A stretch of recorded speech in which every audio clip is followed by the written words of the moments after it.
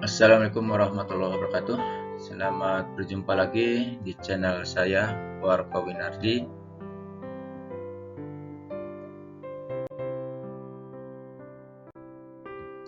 Dalam pelajaran Pendidikan Pancasila dan Kewarganegaraan untuk kelas 12 semester 1. Kita sekarang memasuki materi yang berikutnya,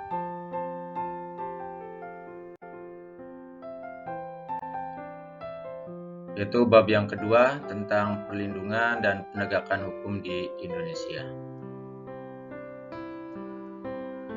Jadi perlindungan dan penegakan hukum ini merupakan salah satu agenda reformasi dan yang termasuk cukup urgen disoroti dalam negara Indonesia.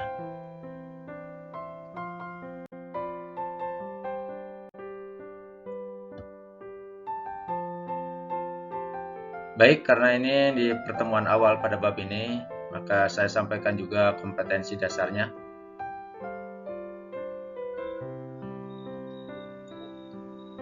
Untuk sikap spiritual, yaitu menjalankan perilaku orang beriman dalam praktis perlindungan dan penegakan hukum untuk menjamin keadilan dan kedamaian. Untuk sikap sosialnya, berperilaku jujur dalam praktik perlindungan dan penegakan hukum di tengah masyarakat. Untuk KD pengetahuan, yaitu mengevaluasi praktik perlindungan dan penegakan hukum untuk menjamin keadilan dan kedamaian. Dan keterampilannya mendemonstrasikan hasil evaluasi praktik perlindungan dan penegakan hukum untuk menjamin keadilan dan kedamaian.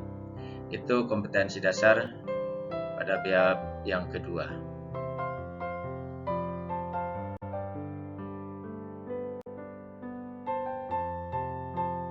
Untuk materi pokoknya, yang pertama yang akan kita bicarakan tentunya pada pertemuan ini adalah hakikat perlindungan dan penegakan hukum. Untuk bagian A, ini ada konsep perlindungan dan penegakan hukum, dan yang B, pentingnya perlindungan dan penegakan hukum. Untuk materi yang kedua, yaitu peran lembaga penegak hukum dalam menjamin keadilan dan kedamaian. Di sini ada 5 lembaga yang akan kita bicarakan, mulai dari Kepolisian Negara Republik Indonesia, kemudian Kejaksaan Republik Indonesia, Hakim, Advokat, dan Komisi Pemberantasan Korupsi.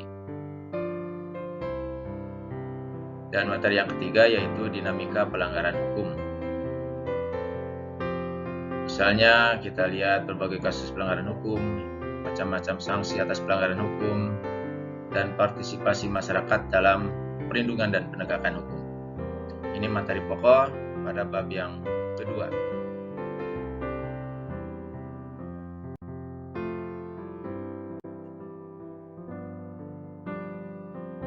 Kita mengingatkan kembali sebelum masuk kepada hakikat perlindungan hukum, materi di kelas 11 yaitu tentang makna hukum.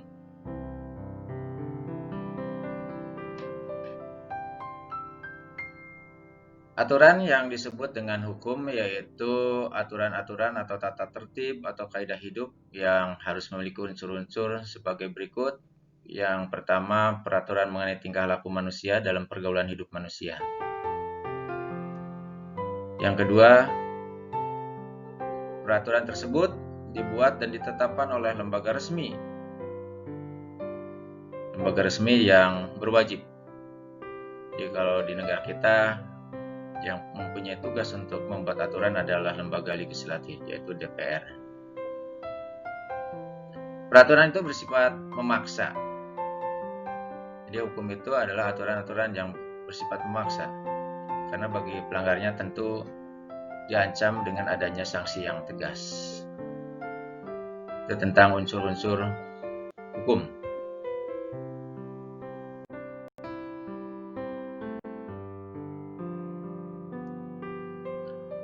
Karakteristik hukum, jadi aturan yang disebut dengan hukum itu harus memuat karakteristik sebagai berikut. Yang pertama, adanya perintah dan larangan. Perintah biasanya untuk hal-hal yang baik dan larangan biasanya untuk mencegah hal-hal yang jelek atau yang tidak baik. Perintah dan larangan tersebut harus dipatuhi oleh masyarakat. Jadi wajib dipatuhi karena biasanya akan diikuti dengan ancaman sanksi.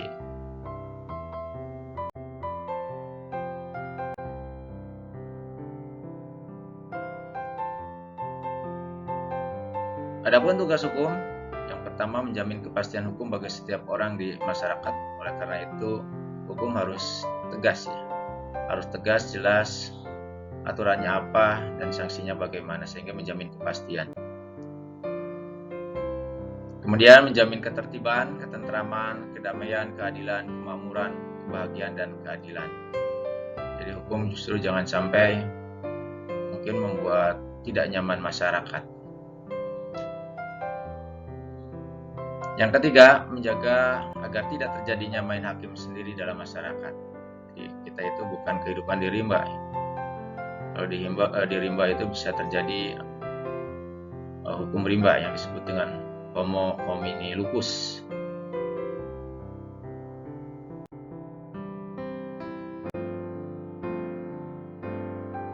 Adapun tujuan hukum, yang pertama mengabdi pada tujuan negara, sehingga dalam perumusan hukum itu tidak boleh bertentangan dengan tujuan negara. Kalau di negara Indonesia, tujuan negara kita bisa lihat dalam pembukaan Undang-Undang Dasar 45 alinea yang keempat. Jadi ketika merumuskan hukum, jelas itu tidak boleh bertentangan dengan tujuan negara. Yang kedua, mengatur pergaulan hidup manusia secara damai, sehingga terjadi kehidupan yang selaras, serasi, dan seimbang. Terjadi harmonisasi dalam kehidupan masyarakat. Mencapai keadilan dan ketertiban hidup. Tentunya kalau kehidupan sudah serasi, selaras, seimbang, maka dalam kehidupan akan tertib. Dan menjaga kepentingan tiap-tiap manusia, sehingga hak-hak manusia, kepemilikan manusia itu bisa dijamin.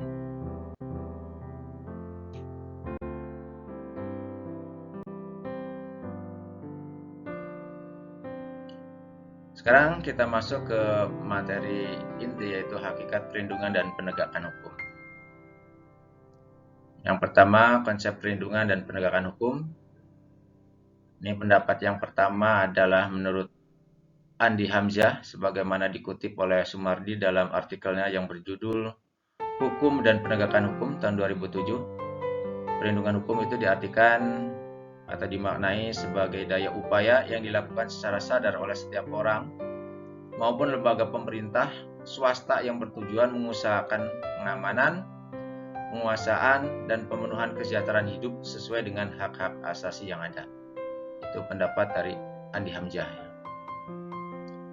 Kemudian pendapat yang kedua, pendapat dari Siman Juntak dalam artikelnya yang berjudul Tinjauan Umum tentang Perlindungan Hukum dan Kontrak Franchise 2011, mengartikan perlindungan hukum sebagai segala upaya pemerintah untuk menjamin adanya kepastian hukum, untuk memberi perlindungan kepada warganya agar hak-haknya sebagai seorang warga negara tidak dilanggar, dan bagi yang melanggarnya akan dapat dikenakan sanksi sesuai peraturan yang berlaku.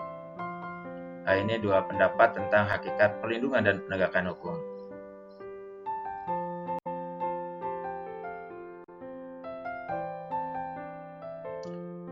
Dengan demikian, suatu perlindungan hukum dapat dikatakan sebagai perlindungan hukum apabila mengandung unsur-unsur sebagai berikut. Yang pertama, adanya perlindungan dari pemerintah kepada warganya, karena salah satu tugas dari pemerintah adalah untuk melindungi warganya. Yang kedua, adanya jaminan kepastian hukum, baik dari hukumnya itu sendiri ataupun dalam penegakannya. Dan yang ketiga, berkaitan dengan hak-hak warga negara, sehingga hak-hak warga negara benar-benar terjamin, terlindungi, tidak terjadi pengurangan atau pengekangan terhadap hak-hak warga negara. Dan yang keempat, adanya sanksi hukuman bagi pihak yang melanggarnya. Nah, demikian di unsur-unsur penegakan dan perlindungan hukum.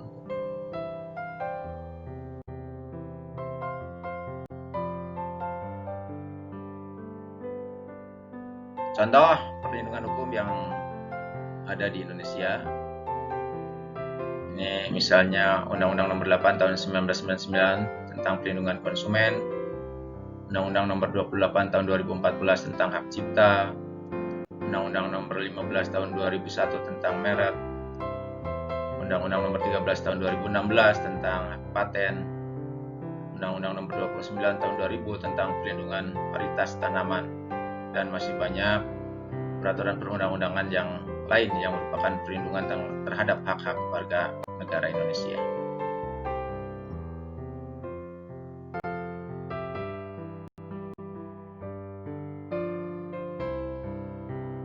Mengapa perlu adanya perlindungan dan penegakan hukum? Tentunya hal ini sangat penting. Jadi perlindungan dan penegakan hukum ini sangat penting dilakukan untuk mewujudkan hal-hal berikut. Yang pertama, tegaknya supremasi hukum. Jadi hukum itu memang memiliki kuasa tertinggi dalam penyelesaian berbagai macam masalah, baik oleh warganya ataupun oleh pemerintah. Itu harus berlandaskan pada hukum yang berlaku. Kemudian tegaknya keadilan. Jadi ketika hukum sudah berkuasa, maka keadilan pun dapat ditegakkan. Karena tujuan dibentuknya hukum salah satunya adalah untuk menegakkan keadilan. Kemudian yang ketiga, mewujudkan perdamaian dalam kehidupan di masyarakat. Jadi kalau sudah tercipta keadilan, ya, itu insya Allah akan terjadi kedamaian dalam hidup bermasyarakat.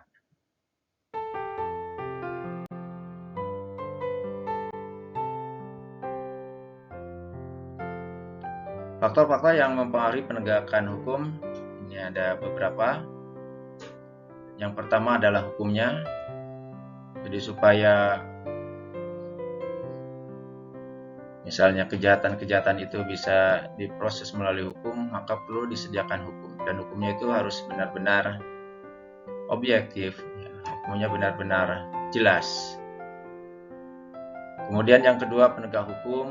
Ini mulai dari kepolisian, kejaksaan, hakim, advokat. Ini harus bisa berperan dengan baik sesuai dengan tugasnya masing-masing, tidak diskriminasi dan sejenisnya. Yang ketiga, masyarakat. Tentunya tidak cukup hanya aparat dalam menegakkan hukum itu, masyarakat juga dituntut untuk berpartisipasi. Salah satunya adalah dengan berperilaku, bersikap sesuai dengan peraturan perundang-undangan yang berlaku. Dan yang keempat, sarana atau fasilitas yang mendukung penegakan hukum. Kita tahu dengan semakin canggihnya teknologi, maka kuantitas dan kualitas kejahatan juga semakin meningkat. Tentunya ini harus diimbangi oleh sarana dan fasilitas yang mendukung supaya aparat penegak hukum dalam menegakkan keadilan ini bisa berjalan dengan baik. Dan yang kelima adalah kebudayaan, yakni sebagai hasil karya manusia.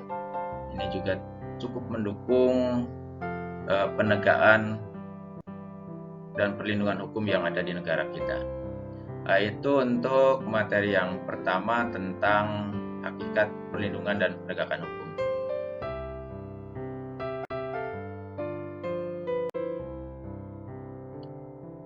Demikian, terima kasih atas perhatiannya, dan jangan lupa untuk tetap memberikan komentar,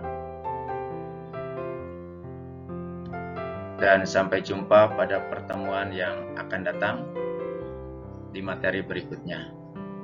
Sekali lagi terima kasih atas perhatiannya. Wassalamualaikum warahmatullahi wabarakatuh.